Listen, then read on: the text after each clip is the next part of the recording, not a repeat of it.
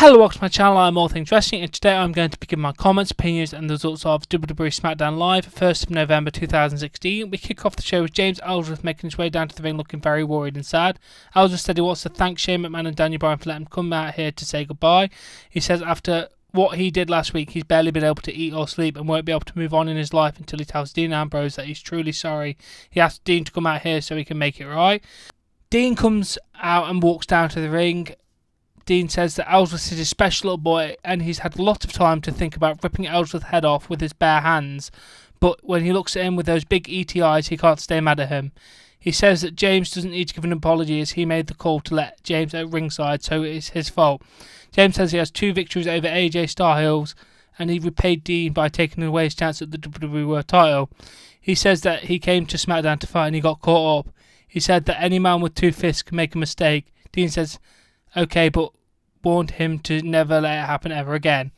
James says that if he could build his time machine and go back, he would, but he can't, so all he can do is go back and tell Dean that he's sorry. AJ Styles' music plays and he comes out to the stage. He asks if he was kidding him. He asks Ellsworth why would he apologise to Dean. He came to the ring and addressed Ellsworth, saying that Dean has been using him for the last several weeks. He says that Dean doesn't respect him. AJ Styles claimed to respect him more than Dean does. AJ said that when he wrestled him, he was going to take it easy on him, but Dean kept pushing him to kick and punch him. He said that Dean was trying to get AJ DQ'd. He said that if anyone deserves an apology, it's him, because James now has a t-shirt because of him. Dean and Styles got in each other's faces. Aldous tried to get between them, but was tossed outside. AJ Styles nailed him with an enziguri and then hit the phenomenal forearm on Dean. Backstage, Dean Ambrose and James Ellsworth were having words. Daniel Bryan came among them and demanded they calm down. James kept apologising over and over about tonight. Bryan said Dean was going to get another shot at AJ Styles, and if he won, that he'd get the #1 contendership. He said it's his last shot. Dean walks off.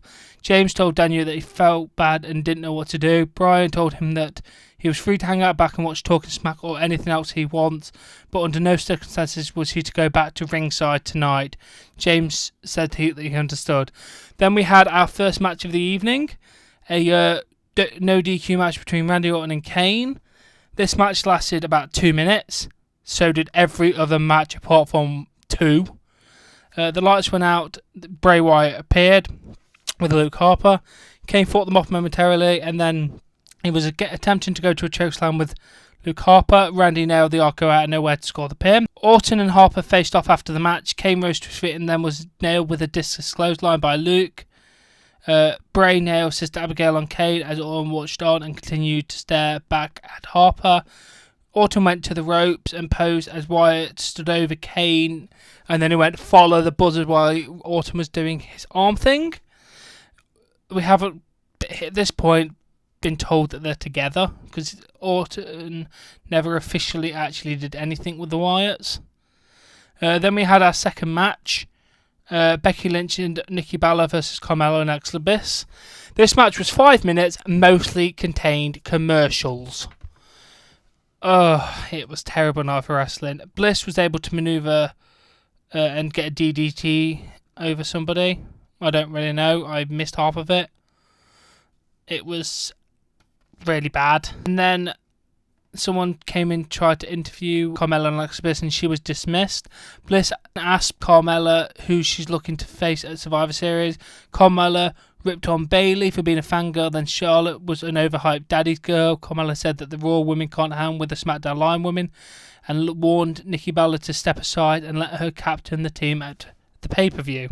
Carmella then asked Bliss about her title match against Becky Lynch next week. She said it was going to be deja vu, as it was going to be yet another loss like tonight, and said Lynch's fairy tale was going to come to an end. She channeled the Wicked Witch of the West and said she was going to get Becky Lynch and her title too. Backstage with Daniel Bryan and Shane McMahon, and they told Naomi she's going to be the 5th and final woman on the SmackDown Live team. Then after that, Natalya shows up and pushed the idea of being the coach of the team, after Shane and Bryan was wondering how the women were all going to get along. Bryan begrudgingly agreed after Shane was open to the idea. Then we had American Alpha versus Spirit Squad for a spot on the Survivor Series tag team match. This match lasted about a minute and a half, something like that. American Alpha hit the Grand Amplitude for the win. All the matches were short and just kind of, I don't know. Most of it was talking tonight and commercials. Bit of a piss poor SmackDown, to be fair. Then we go to Miz TV with Daniel Bryan. Miz tried to make some really snarky comments about Bryan, and then Bryan reminded him that he could just cancel the series. Miz said if he had a problem with Bryan, he would aggressively let him know. Bryan said he has an announcement about the SmackDown Survivor teams. Then Daniel Bryan says that they have 2 more qualifying matches for the tag teams for the Survivor Series match. Miz then blew off and then said that he should talk about the Survivor Series men's team. Bryan says that him and Shane have had a long discussion about the team and announced Randy Orton, Bray Wyatt, AJ Styles, Dean Ambrose and Baron Corbin to face the Raw team. Miz wasn't happy about not being on the team. He asked if he was even considered and Bryan said no. Even the crowd went no. It was quite funny. He asked Bryan if he came out here to embarrass him in front of his wife. Miz says that he was the only chance SmackDown Live had to win and nothing changed around here because there's no opportunities for people called The Miz. Bryan admittedly lied and said he did consider The Miz, but they needed talent who aren't afraid to fight, insinuating Miz is. He said that he wanted stars who can fight anytime, but last week Miz proved that he was afraid to fight because he didn't fight Dolph Ziggler when he was offered a shot at getting his Intercontinental Championship back. Bryan said he turned it down because it wasn't on Miz's turn, and at the Survivor Series they need someone to fight on their terms. Miz says it's not on their terms, it's on your terms, and you're going to lead them to defeat.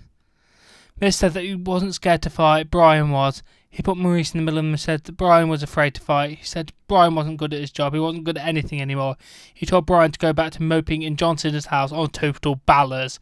Bryan threw a chair down. He told Miz that he wasn't good at fighting, and he said that Miz turned down a chance at the IC title, but there was a ton of guys who want the opportunity. He told the Miz to go and sit at commentary booth while Ziggler defends the belt in an open challenge. Kurt Hawkins accepted the challenge. He cut a promo all the way down to the ring, got in Ziggler's face, he started himself up, he turned around, got a super kick, and then Dolph Ziggler won within like 7 seconds, and it's reminiscent of the Sheamus versus Daniel Bryan match at WrestleMania. It was quite funny. Renee Young interviewed Ziggler in the ring. He said that Miz says he's not a fighting champion, but he's fighting his entire life, and he put his entire career on the line at No Mercy. He said that the Miz didn't want to take his title shot last week. He should no pretend to anyone from Monday Night Raw to come and try and take the belt from him. Miz was not happy about it. Backstage, we had an interview with Dean Ambrose. The interviewer asked him about James Ellsworth, but she got so flustered she called him James Alice. The sad thing is he was standing just off camera when she did that. And then as soon as Dean Ambrose got to talk, he went, James Ellsworth. Cost me the match last night, and it was my own fault for having it ringside. It won't happen tonight. Ellsworth appears. Ambrose asks him what's going on. Ellsworth asks if there's any way he can come down ringside tonight and make it up to him for what happened last week. Ambrose says no, he's not allowed at ringside tonight. Ellsworth then begs, but Ambrose says no, he has this. We go to Somewhere in the Dark with the Wyatts and Randy Orton. Wyatt says that Orton wanting to join them has been met with some scepticism. He goes on to say that Orton does have a place in the Wyatt family. Orton says he's been born with a devil whisper in his ear. He's done trying to fight it. It's almost as if this darkness has shown him the light.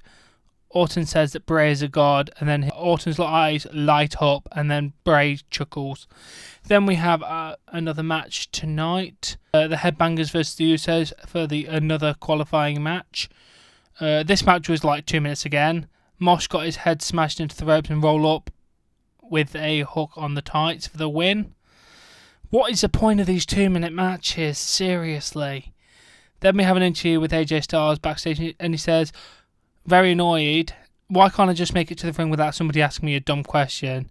He says he was going to beat Dean Ambrose again, and this time James Ellsworth won't be his excuse. James Ellsworth can go back to the bargain bin. Just after that, we see Dean and James backstage. Ambrose says they will still keep in touch, but he can't have him in the way at ringside. Dean then escorts him out of the building and told him to call an Uber. Then we have the main event of the evening. During the match, Ellsworth hopped over the rail from the crowd and began rallying Dean while both men were down. This distracts Dean and then led to a low blow and a 2 count. James Ellsworth then got chased off by security. They ran back around a bit later, Styles left the ring and drilled him into the announce table, returned and got caught by a Dirty Deed, and Dean Ambrose won. Security dragged Ellsworth, who was smiling, back up the ramp by his arms. He then played the idea that he avenged himself. Dean made his way to James and helped him to his feet, smiled and walked away. Then James fell back down to his ass, and then security had to pull him back up again. This SmackDown was quite bad. The 2-minute matches really did it for me. To be honest, I just don't know what they were thinking with some of the booking here. Everything moved along nicely for storyline, but as an actual show for the night, it was pretty piss poor. I'm going to be honest. I mean, no way bad as Raw was the last few weeks, but they need to pull the finger back out their arse. Seriously, it's dropping a bit now. Anyway, I hope you enjoyed this video, and I'll catch you later.